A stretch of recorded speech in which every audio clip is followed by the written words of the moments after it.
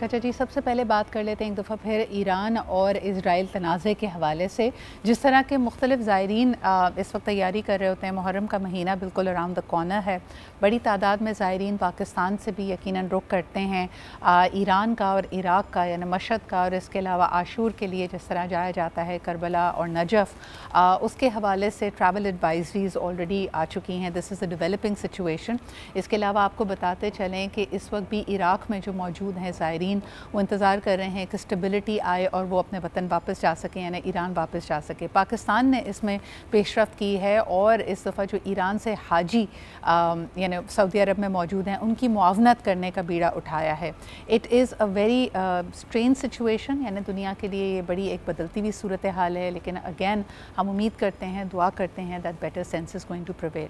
अच्छा, जो चीज़ें इसको और मज़ीद कठिन बना रही हैं, ये इस वक्त साल के गर्म तरीन महीने हैं। ख़ास तौर पे अगर हम पाकिस्तान में भी देखते हैं तो हीट वेव इस वक्त अपने उरूज पर है और यकीनन ये गर्मा गर्मी का माहौल भी and the kind of news that we are receiving are not making things very positive.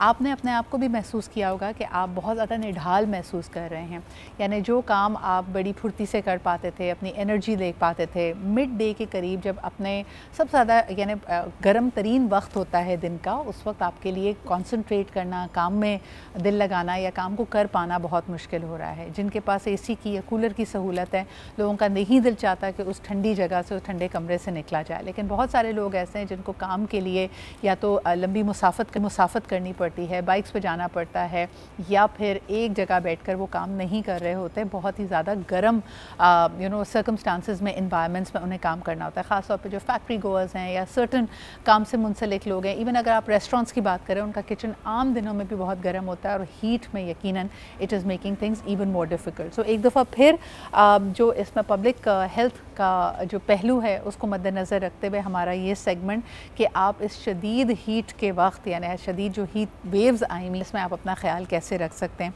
हमारे साथ मौजूद है doctor Sadia Khalid, who is a family physician and a consultant. बहुत शुक्रिया डॉक्टर सादिया हमारे साथ मौजूद होने के लिए।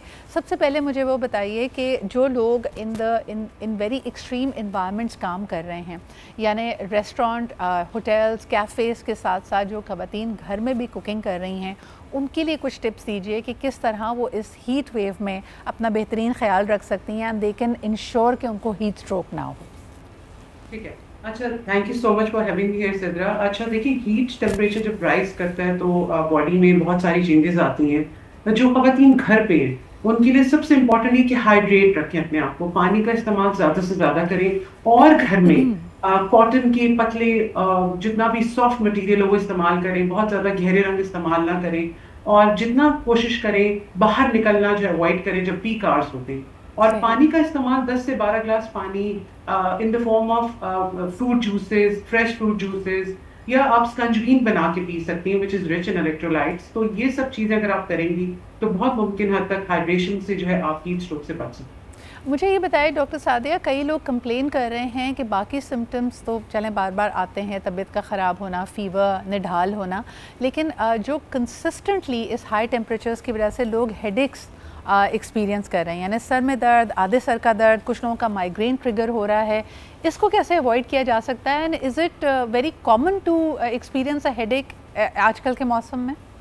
अच्छा देखिए, जब आप बाहर निकलते हैं तो सबसे पहले हम ये कहते हैं कि अपने सर को कवर रखें। आप कोई रुमाल गीला रख सकते हैं, छतरी का इस्तेमाल कर सकते हैं, जो कि हमारे यहाँ लोग नहीं ख्याल करते हैं। सर को कवर करना बहुत ज़रूरी होता है जब आप एक्सट्रीम हीट में बाहर तेज धूप में निकल रहे हैं। हाँ, आधे सर का दर्द जिनको माइग्रेन का इशू रहता है उनका ट्रिगर करता है गर्मी में, तो उसके लिए वो अपनी दवा का इस्तेमाल, जो प्रोफाइलेक्टिक मेडिसिन होती है, हम ये कहते हैं कि प्रोफाइलेक्टिक मेडिसिन आप पहले से खाएं। अगर आपको बहुत ज़्यादा एक्सट्रीम हीट से माइग्रेन एग्रेवेट करता है तो आप ज़रूर उसका इस्तेमाल करें। और जो लोग जो हेडेक्स की शिकायत कर रहे हैं उनको मैं यही कहूँगी कि पानी का इस्तेमाल ज़्यादा करें और सर जब भी बाहर निकले सर को कवर रखें, गीले तौलिए से गीला कपड़ा रखें या छतरी का इस्तेमाल करें। और अगर आप बाहर धूप में निकल रहे हैं अव्वल तो अवॉइड करें, और अगर आप निकल रहे हैं तो कोई सायादार जगह या किसी ऐसी जगह, शेड वाली जगह पे बैठिए जहाँ पे बहुत ज़्यादा डायरेक्ट धूप ना हो। बिल्कुल सही। डॉक्टर सादिया, अक्सर जो यंगस्टर्स हैं, अगर मैं टीनेजर्स की बात करूं, यंग एडल्ट्स हैं, वो एक वाहिद तोड़ इस गर्मी का ये समझते हैं कि बार बार जाके शावर ले लिया, बॉडी बाथ ले लिया। क्या उसमें भी हम कुछ मिस्टेक करते हैं? What are some of the things to avoid, ख़ास तौर पे अगर आप बाहर बहुत गर्मी से घर पे एंटर हुए हैं, तब किन चीज़ों का ख्याल रखना चाहिए before you head and take a shower? अच्छा देखिए, जब बहुत ज़्यादा आपको पसीना आया हुआ है बाहर, आप गर्मी से एकदम एसी में जाना बिल्कुल भी ठीक नहीं है, और एकदम शावर में चले जाना तो उससे भी ज़्यादा खतरनाक है। जब आप बाहर से आते हैं तो सबसे पहले अपनी बॉडी को कूल डाउन करें। उसके लिए कि आप आराम से बैठ जाएँ, अपने आप को ईज़ी करें, पानी का इस्तेमाल करें। बॉडी टेम्परेचर जब नॉर्मल हो जाता है, थोड़ा-सा आप लगता है कि आपका पसीना सूख गया है, उसके बाद 10 से 15 मिनट या 20 मिनट के बाद आप शावर ले सकते हैं। और शावर लेने का तरीका है कि एकदम सर के ऊपर पानी मत डालें। आई ऑलवेज से कि पहले पाँव नीचे से, पाँव की तरफ से टांगों पे, एंड देन अपने सर को गीला करें, ताकि आपका बॉडी टेम्परेचर एकदम सर के ऊपर डालने से जो है ठीक है, वो extreme temperature. Very very important tips. Thank you so much doctor Sadia. ठंडा गर्म हो जाता है, if we don't take care of these things you can cause yourself a lot of harm.